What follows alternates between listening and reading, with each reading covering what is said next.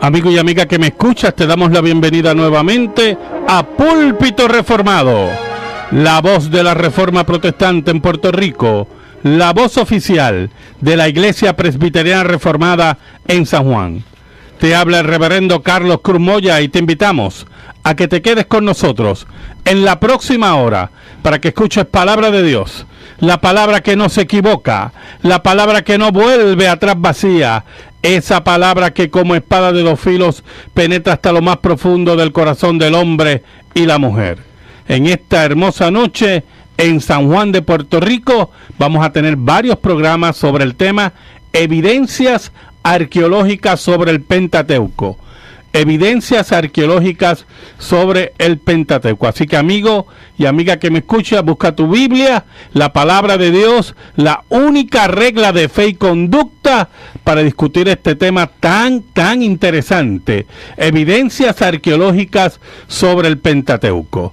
En esta noche me acompaña el hermano y seminarista Andrés Martínez. Dios bendiga a todos los oyentes. Y un servidor, el reverendo Carlos Cruz Moya. Busca tu Biblia, la palabra de Dios, la única regla de fe y conducta, la palabra que no se equivoca.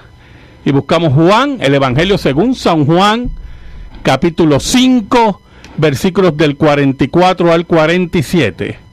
Juan 5, del 44 al 47. Dice así la Escritura, hablando Cristo: ¿cómo podéis vosotros creer?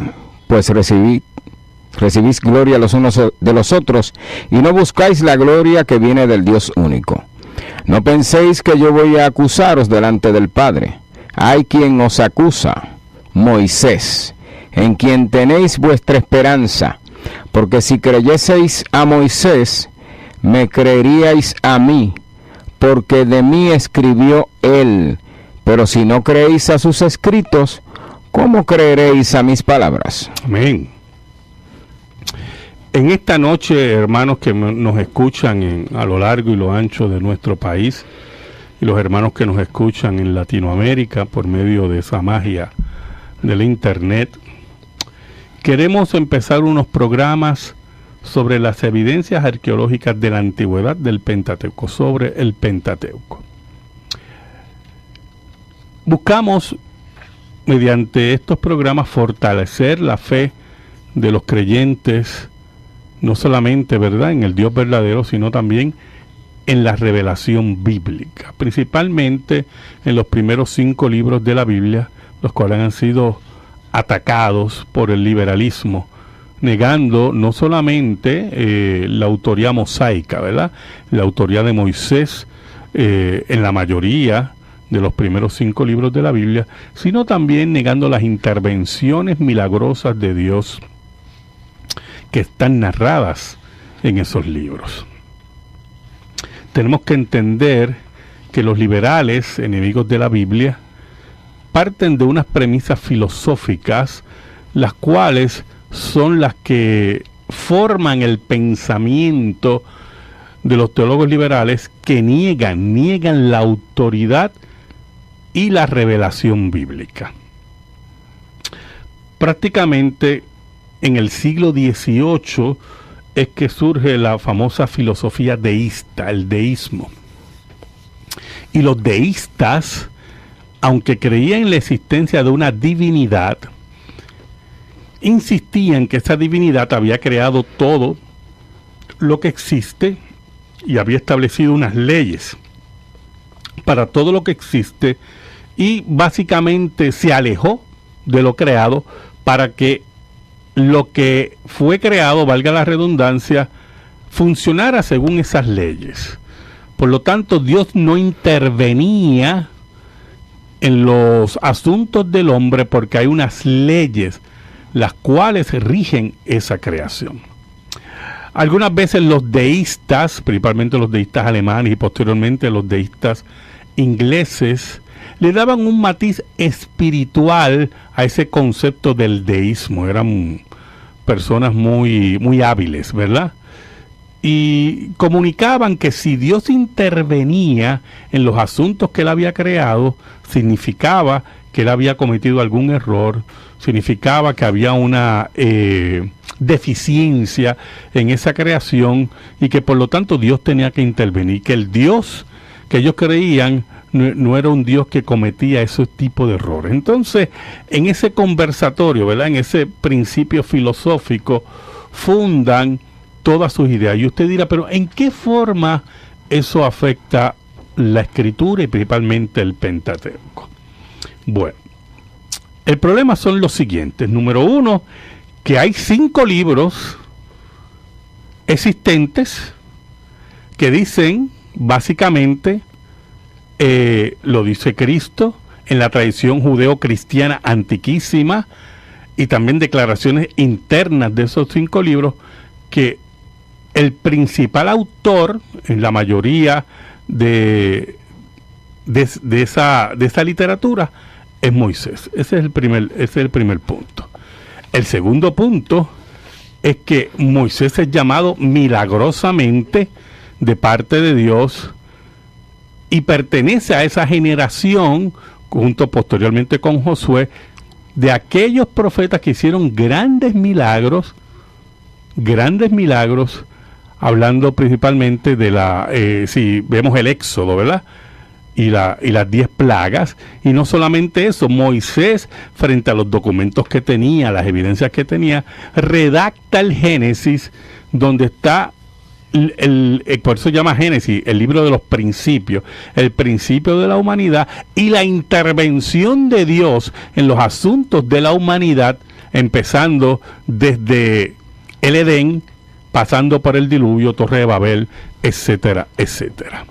Por lo tanto, para el pensamiento deísta, el concepto de revelación y el concepto de intervención divina era imposible, porque no correspondía a su filosofía. ¿Ve? Hay un presupuesto filosófico. Dios no interviene. Y si la Biblia dice que Dios interviene, pues entonces tenemos que cambiar lo que dice el texto bíblico para que sea a favor de nosotros.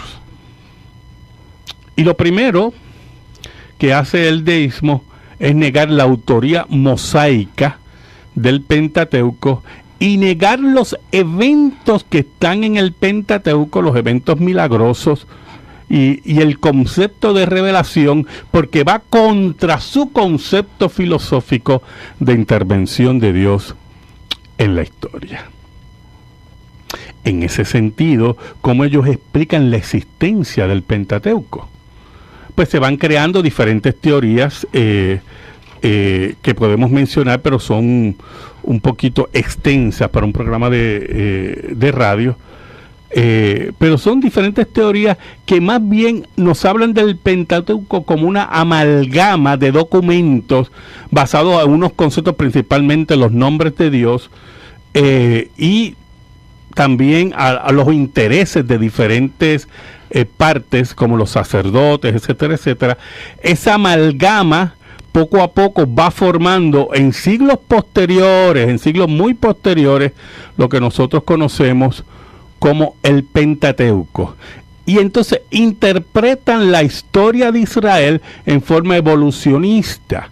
No ven que Israel sea un pueblo de Dios, sea un pueblo escogido por Dios y que es recipiente de la revelación, sino que Israel es un pueblo nómada normal como cualquier otro pueblo, el cual va en forma evolucionista, ¿verdad? En forma de una evolución, creando una religión partiendo del politeísmo y poco a poco hasta que llega a un monoteísmo, señalando a una deidad en particular, que en este caso es Yahvé o Jehová, como usted la quiera llamar, Yahvé o Jehová, como el crisol de esa evolución religiosa que ocurre en Israel. No hay intervención de Dios en la historia, no hay ninguna revelación, sino que todo es una experiencia religiosa, en este caso, de ese grupo, ¿verdad?, nómada, bastante primitivo, que posteriormente se convierte en Israel. Nosotros en esta noche lo que nos interesa básicamente es probar la historicidad del Pentateuco. ¿Y qué queremos con eso? Si el Pentateuco es un documento tan antiguo como testifica, ¿verdad? En la evidencia interna del texto, tan antiguo, por lo tanto, responde a las realidades históricas, las cuales narra. Y al responder a las realidades históricas, las cuales narra, estamos frente a un documento antiquísimo, el cual su historicidad está sólidamente sostenida. Y vamos a ver a través de varias evidencias arqueológicas cómo el Pentateuco, ¿verdad? Cómo el Pentateuco recibe el apoyo de la ciencia arqueológica, estando claro que la ciencia arqueológica es una ciencia compuesta, ¿verdad? Y que necesita la ayuda de otras ramas del saber para formar una interpretación de los artefactos y de los lugares que excava. Un programa anterior que dimos acerca del diluvio, se había formado un grupo una sociedad geológica, pero que ninguno de los miembros que componían esta sociedad era geólogo. Cosas así, ¿verdad? Y entonces ahí es donde se inicia la idea de que el diluvio no había sucedido, y eran deístas. Una de las filosofías que dominaba era precisamente el deísmo. Porque en ese sentido la geología seguía el actualismo. En este caso, ¿verdad? Sin desviarnos del tema del Pentateuco, los geólogos actualistas creen que el proceso que ha pasado la Tierra ha sido siempre igual. Puede haber existido una debacle pequeña, pero en el caso de los creacionistas, de los que creemos en la Escritura, creemos que los cambios geológicos grandes vienen por un cataclismo que la Biblia identifica como el diluvio, ¿verdad? Como el diluvio. Pero eso sería otro tipo de tema. Nosotros vamos a ir poco a poco enseñando, ¿verdad? Para que nuestros radioyentes vayan adquiriendo conocimiento, ¿verdad? Y vayan enriqueciendo su lectura bíblica y su fe. Hablando de diferentes argumentos que utilizamos los liberales enemigos del texto bíblico para negar la autoría mosaica y al mismo tiempo negar la fortaleza histórica cultural del Pentateuco. Y cómo esos alegatos del pasado han sido ya destruidos por la evidencia arqueológica. Porque los liberales se han basado más bien desde un punto de vista teórico, sin tener ninguna evidencia a su favor, sino que de manera subjetiva han analizado el texto y han supuesto que las cosas no son como la Escritura dice. Exacto, pero viene porque hay un presupuesto filosófico, claro, ¿verdad? Sí. Si usted no cree que pueda haber revelación y si usted no cree que Dios puede intervenir en la historia, pues usted va a negar los eventos milagrosos y el concepto de revelación que está patente en la Escritura.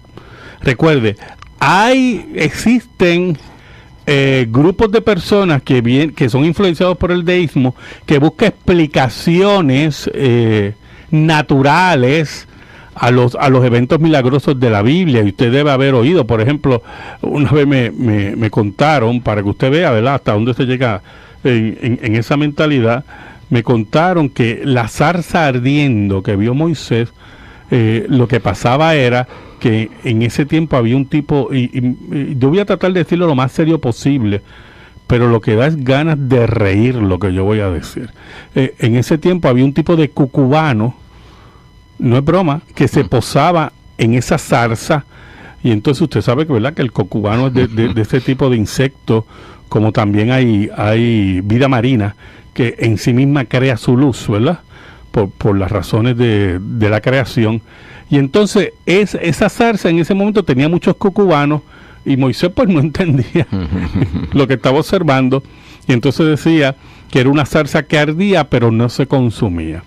Pues ese tipo de imbecilidad nosotros tenemos que escuchar de los liberales para negar el texto bíblico, que habla claramente que Dios estaba allí y que había una zarza ardiendo que no se consumía. Y en ese sentido, nosotros vemos dos principios aquí Si creemos en la Escritura y creemos que Dios interviene en la historia, lo que dice el texto, eso mismo es lo que es. Pero si usted no cree en la Escritura como revelación, número 1, y usted no cree que Dios interviene en la historia, número 2, pues inventa todas esas explicaciones que salen posiblemente de lo más basurero de la mente de la gente, ¿verdad? Para decir una tamaño disparate y ridiculez como la que yo estoy planteando.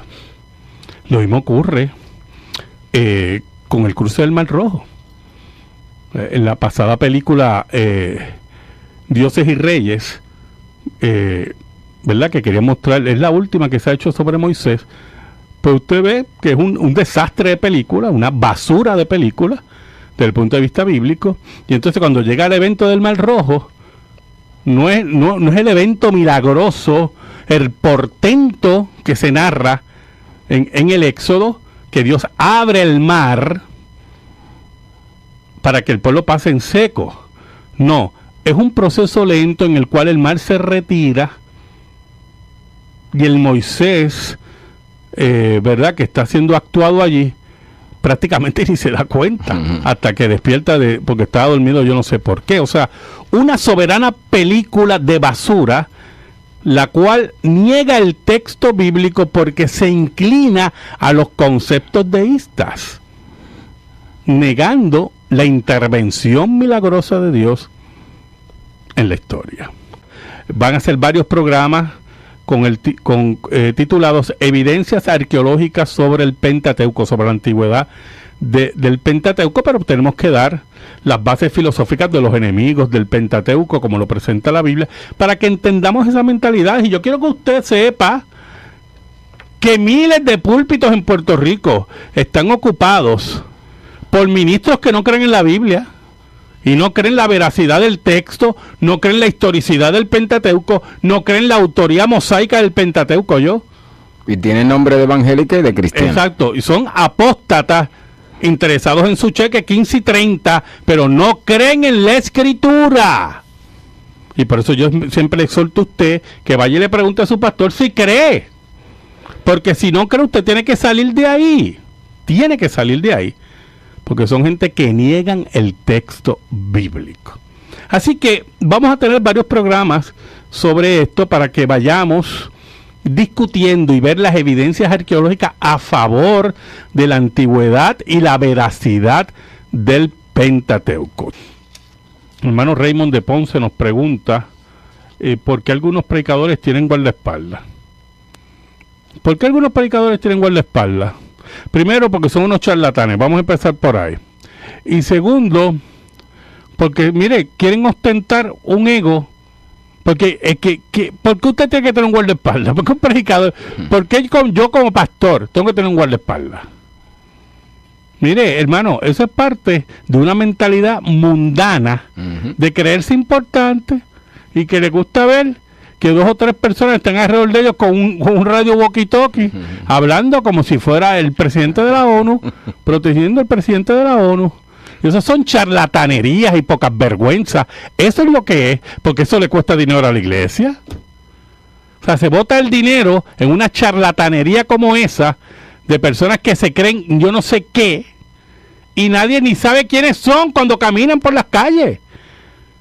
Nadie sabe quiénes son. Así que mire, lamentablemente yo le voy a decir una cosa a usted. Si usted pertenece a una iglesia donde el pastorita guardaespaldas, o como le llamen ellos, escudero, ¿verdad? Ese eufemismo pecaminoso, ¿oyó? Salga de ahí. ¿Qué usted hace ahí? Salga de ahí. Porque ahí se da gloria al hombre. Al hombre. Y no se da gloria al Señor. Por eso, hermano Rey me pregunta, ¿por qué algunos? Pues mire, lo que acabo de decirle. Por eso es, lamentablemente. Bueno, vamos a empezar a ver varias evidencias sobre el Pentateuco, la antigüedad del Pentateuco. Vamos a empezar con algunas pruebas sencillas, ¿verdad? Para ir complicando, ¿verdad? Y ver cómo aún en detalles ínfimos del Pentateuco la evidencia arqueológica ha estado presente. Pero mire, Hay un pasaje que queremos discutir en esta noche y vamos a buscar Éxodo capítulo 5 versículos del 6 al 7. Por eso le digo que van a ser varios programas, porque queremos ver los textos primero y posteriormente comentar la evidencia arqueológica, ¿verdad? Éxodo 5 versículos del 6 al 7. Mire cómo dice la escritura. Dice, y mandó Faraón, del 5 al 7. Capítulo 5, versículos del 6 al 7. Ok, y mandó Faraón aquel mismo día a los cuadrilleros del pueblo que lo tenían a su cargo y a sus capataces, diciendo, de aquí en adelante no daréis paja al pueblo para hacer ladrillo, como hasta ahora. Vayan ellos y recojan por sí mismos la paja. El versículo 12 de ese capítulo. Entonces el pueblo se esparció por toda la tierra de Egipto para recoger rastrojo en lugar de paja. Muy bien, escuche bien. ¿Por qué se hacían ladrillos con paja? Pues mire, los experimentos científicos, nos dicen unos autores, han demostrado que el uso de la paja picada en los ladrillos de adobe aumenta 3 veces su resistencia a la rotura. O sea, los ladrillos se hacen más fuertes. Pero al principio del siglo XX, para la década de los 20, hubo un arqueólogo muy famoso de la Universidad de Liverpool, Eric Pitt, afirmó que el relato de Éxodo 5 era erróneo. Y aún más, afirmó decir que manifestaba la ignorancia de la persona, ¿verdad? La ignorancia de la persona que escribió el relato, que en este caso, ¿verdad? Para nosotros es Moisés, y para ellos era un redactor que hasta el día de hoy nadie sabe ni quién es, porque eso sale de la mente, ¿verdad? De los inventos de los liberales. Y que por lo tanto, ¿verdad? Para él decía que como arqueólogo, que la paja era totalmente innecesaria para fabricar ladrillos. Porque el fango del río Nilo, afirmaba este arqueólogo, fraguaba muy bien los ladrillos y era un material bastante cohesivo y fuerte y no necesitaba paja. Lamentablemente, ¿verdad? Negando el relato de Éxodo. Pero mire lo que ocurre. El arqueólogo Dr. Joseph Free dijo: he examinado muchos ladrillos de adobe que rodeaban los antiguos templos egipcios y he detectado la presencia de paja en muchos de ellos. John Wilson, el eminente egiptólogo de la Universidad de Chicago, observó que la paja se usaba en buena parte de la fabricación egipcia de ladrillos. En resumen, como dice un autor, sería justo afirmar que el punto de vista extremo de Pitt debe modificarse ineludiblemente a la luz de la evidencia arqueológica, porque la evidencia arqueológica, como nos dice este autor, Charlie Campbell, indica que sí se usaba paja en los ladrillos y que la opinión del arqueólogo de Liverpool estaba totalmente equivocada y no se basaba en la evidencia arqueológica. Por lo tanto, el texto bíblico queda ¿qué? Reivindicado, reivindicado ante esa evidencia. Ahora, eso es, mire, un primer aperitivo que es algo sencillo sobre la evidencia. Ahora, uno de los argumentos que utilizaban los liberales en el siglo XIX, que no les gusta que se lo recuerden, no les gusta que se lo recuerden, pero es la verdad, y era que era imposible que Moisés haya escrito el Pentateuco, porque para la época de Moisés no existía la escritura. Y a ellos no les gusta que uno les recuerde esas afirmaciones, porque hicieron el tamaño ridículo cuando la evidencia arqueológica empezó a mostrar lo siguiente. Por ejemplo, el más antiguo documento hebreo hallado hasta la fecha es el calendario de Geser, escrito alrededor del año 925 antes de Jesucristo. ya que obviamente se trata de un mero ejercicio escolar de un niño, era un mero ejercicio escolar de un niño, ello demuestra que el arte de escribir era tan bien conocido y ampliamente practicado en Israel durante el siglo X antes de Jesucristo, que hasta los niños aprendían a escribir en las provincias. Segundo, las tablillas de arcilla que se han encontrado de Ugarit, descubiertas por el arqueólogo Schaefer en el 1929, se remontan hacia el año 1400 antes de Jesucristo. Su escritura es, número 1, alfabética y consta de 30 letras expresadas en un lenguaje emparentado con el hebreo más que con ningún otro dialecto semita. Dice nuestro autor, el doctor Archer, consisten principalmente en poemas épicos referidos a deidades tales como Baal, Anat, Asera y Mot, y exhiben el depravado politeísmo que caracterizaba a los cananeos en los días de la conquista israelita. Como ya se ha señalado anteriormente, ¿verdad? Y como hemos dicho aquí, ponen de relieve los varios términos rituales que muchos de los liberales negaron en esas tablillas, pero que la Biblia afirmaba que existían. También proporcionan, mire, diferentes paralelos poéticos del idioma semita con los salmos que se encuentran en la escritura.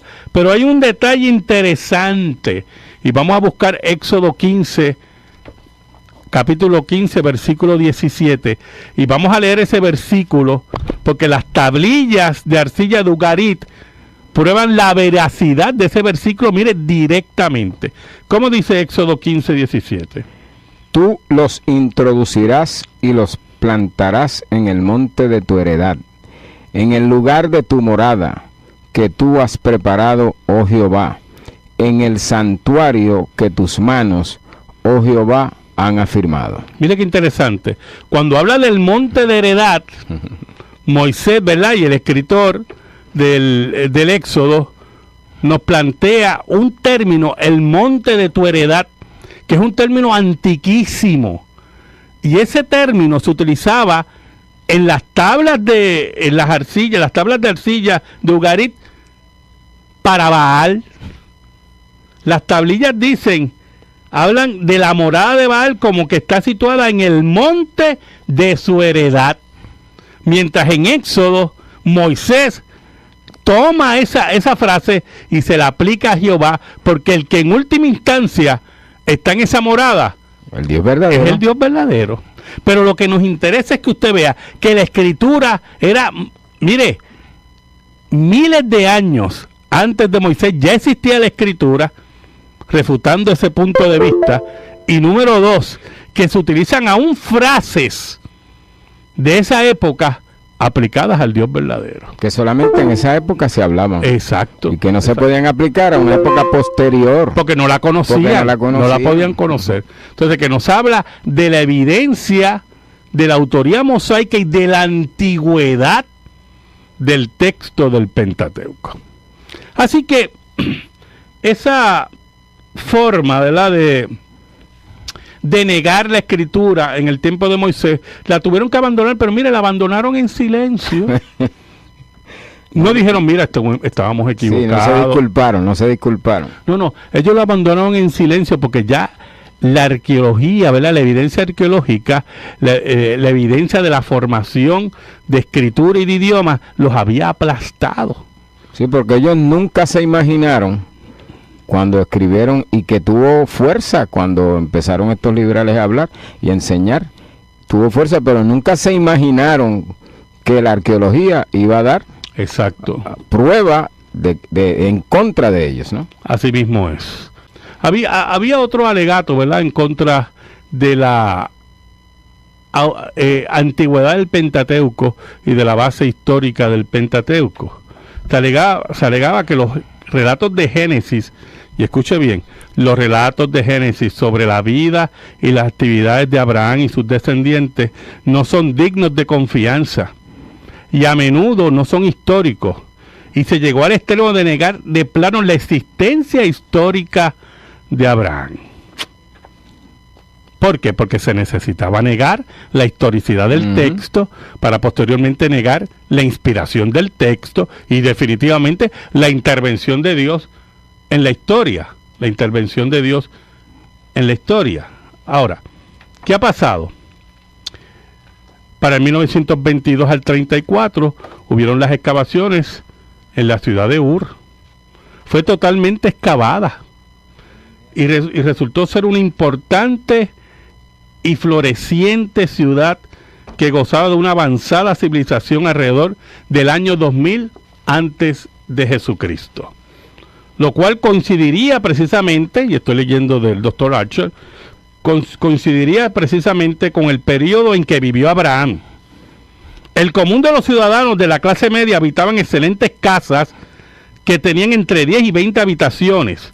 Había escuelas donde se educaban los niños, pues se han hallado tablillas que utilizaban los alumnos para aprender a leer y a escribir, aritmética y religión. Estos últimos años se ha planteado alguna duda, pero ya se sabe que Ur de los Caldeos ha sido excavada. Pero aún más, ¿qué se ha descubierto? El segundo punto ahí. El nombre de Abraham. El nombre de Abraham aparece en tablillas datadas del siglo XVI antes de Cristo. Hacia una tablilla acádica fechada para el 1554 después de Jesucristo. Aparece el nombre de Abraham, aparece el nombre de Abarama, aparece el nombre de Abaramán, que son derivados del nombre de Abraham. Lo que nos indica, no estamos diciendo que ese Abraham que aparece ahí es el Abraham bíblico, pero que el nombre Abraham era parte integral de Ur de los Caldeos, de donde salió el Abraham bíblico. O sea, no solamente se verifica la ciudad, como lo menciona la Biblia, sino también se verifica que el nombre de Abraham era parte integral de la cultura. Era un nombre común de Ur de los Caldeos, como dice la Escritura. Pero aún más, en cuanto a la carrera de Abraham en Palestina, las excavaciones de Siquén y Betel demuestran que fueron habitadas en los días de Abraham. Un escritor del siglo IX bien pudiera haber representado al patriarca cuando se detenía en ciudades que no existían en el siglo XX antes de Jesucristo, pero que ya eran famosas cuando Abraham sale de Ur de los Caldeos. Mire, los eruditos criticaron a Génesis 13 como un capítulo no histórico basado que en el Valle de Jordán estaba relativamente inhabitado en los tiempos de Abraham. Pero las excavaciones han, desenterrado más de 70 solares en el Valle del Jordán, algunos de los cuales se remontan a 3000 años antes de Cristo. En ese sentido, no solamente se ha demostrado la existencia de Ur de los Caldeos, sino de las costumbres que el libro de Génesis narra.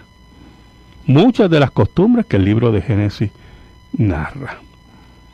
Lo cual nos habla de la gran verificación histórica de Génesis. Ahora, si vamos a Génesis capítulo 14, los que tienen su Biblia, ¿verdad? Génesis 14, versículo 1. Vamos a lo que dice Génesis 14, versículo 1.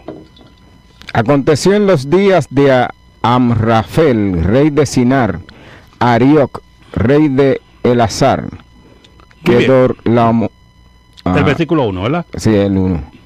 No repítelo. Aconteció en los días de Amrafel, rey de Sinar, Arioc, rey de Elazar, Kedorlaomer, rey de Elam, y Tilda, rey de Goim. Muy bien. Inicialmente, Génesis 14:1 se negaba y se rechazaba porque los nombres que aparecen ahí de los reyes de Mesopotamia eran ficticios. Número 2, que no se hacían viajes largos desde Mesopotamia a Palestina en la época de Abraham, que no existía tal camino al oriente del río Jordán. Lamentablemente, ¿verdad? La evidencia arqueológica ha demostrado que no solamente los nombres de esos reyes han sido excavados y descubiertos en las excavaciones arqueológicas, ¿verdad?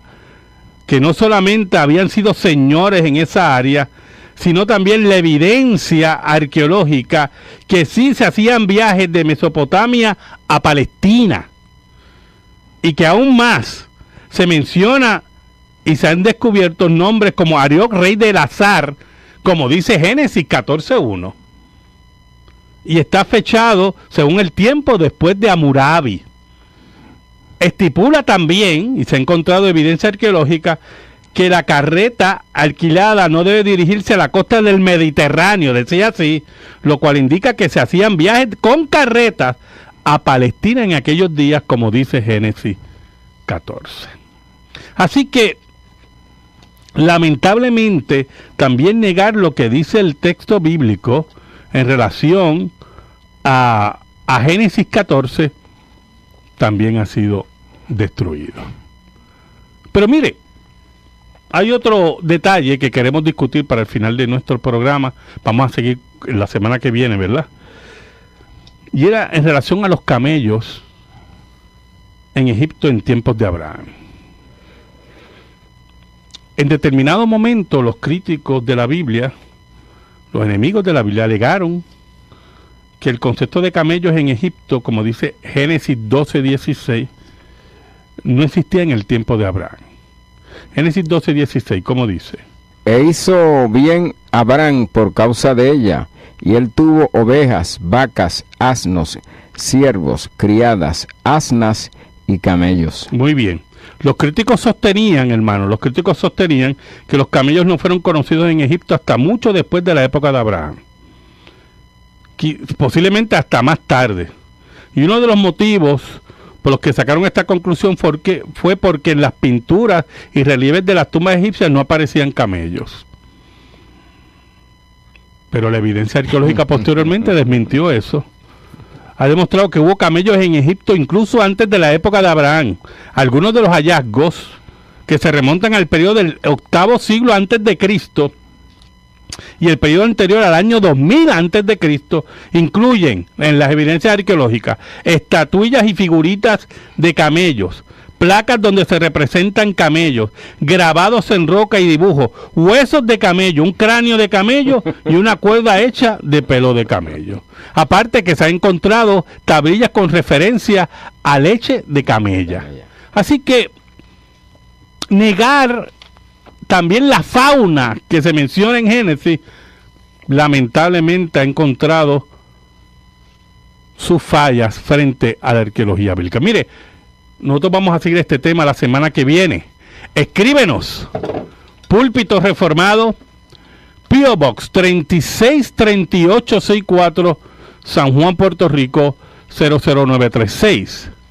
Púlpito Reformado, P.O. Box 363864, San Juan, Puerto Rico 00936. Si te interesa que este programa de radio se mantenga en el aire, puedes enviar tu ofrenda a nombre de la Iglesia Presbiteriana Reformada a la misma dirección. Púlpito Reformado, P.O. Box 363864, San Juan, Puerto Rico 00936. Dios te bendiga a ti, Dios bendiga a tu familia y que la paz de Cristo esté sobre ti y los tuyos. Dios te bendiga ricamente.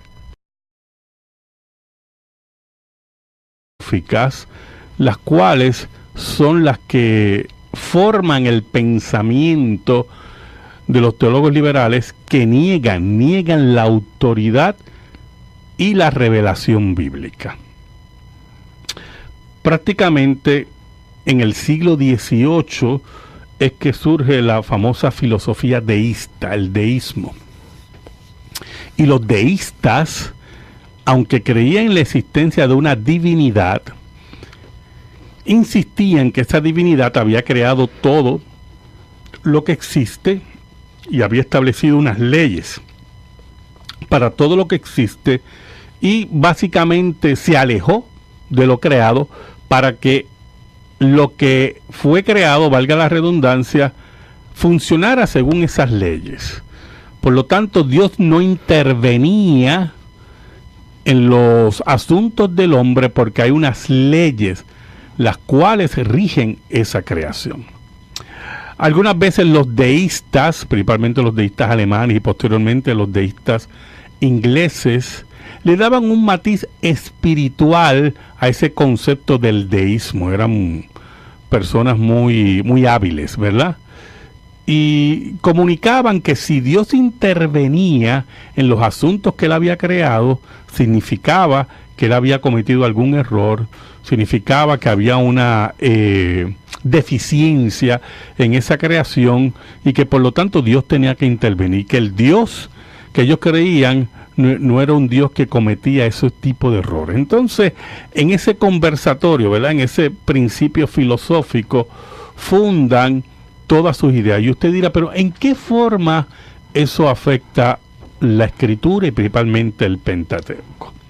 Bueno, el problema son los siguientes. Número uno, que hay 5 libros existentes que dicen, básicamente, lo dice Cristo en la tradición judeo-cristiana antiquísima, y también declaraciones internas de eso. Nos escuchan a lo largo y lo ancho de nuestro país, y los hermanos que nos escuchan en Latinoamérica por medio de esa magia del internet.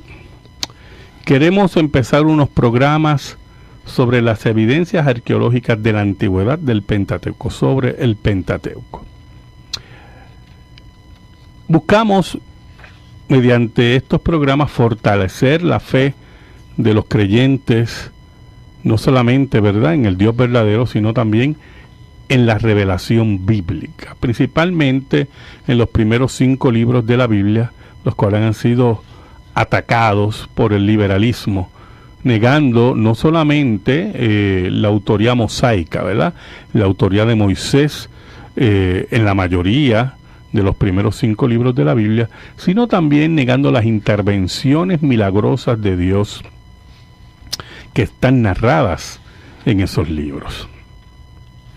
Tenemos que entender que los liberales, enemigos de la Biblia, parten de unas premisas filosóficas.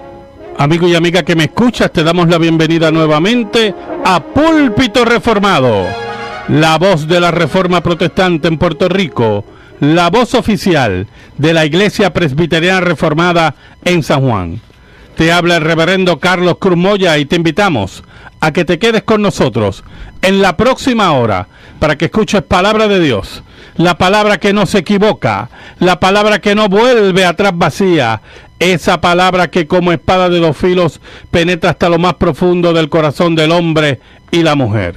En esta hermosa noche en San Juan de Puerto Rico vamos a tener varios programas sobre el tema evidencias arqueológicas sobre el Pentateuco. Evidencias arqueológicas sobre el Pentateuco. Así que, amigo y amiga que me escucha, busca tu Biblia, la palabra de Dios, la única regla de fe y conducta para discutir este tema tan interesante. Evidencias arqueológicas sobre el Pentateuco. En esta noche me acompaña el hermano y seminarista Andrés Martínez. Dios bendiga a todos los oyentes. Y un servidor, el reverendo Carlos Cruz Moya. Busca tu Biblia, la palabra de Dios, la única regla de fe y conducta, la palabra que no se equivoca. Y buscamos Juan, el Evangelio según San Juan, capítulo 5, versículos del 44 al 47. Juan 5, del 44 al 47. Dice así la Escritura, hablando Cristo: ¿cómo podéis vosotros creer? Pues recibís gloria los unos de los otros, y no buscáis la gloria que viene del Dios único.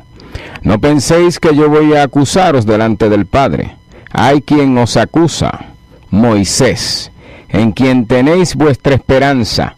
Porque si creyeseis a Moisés, me creeríais a mí, porque de mí escribió él. Pero si no creéis a sus escritos, ¿cómo creeréis a mis palabras? Amén. En esta noche, hermanos, que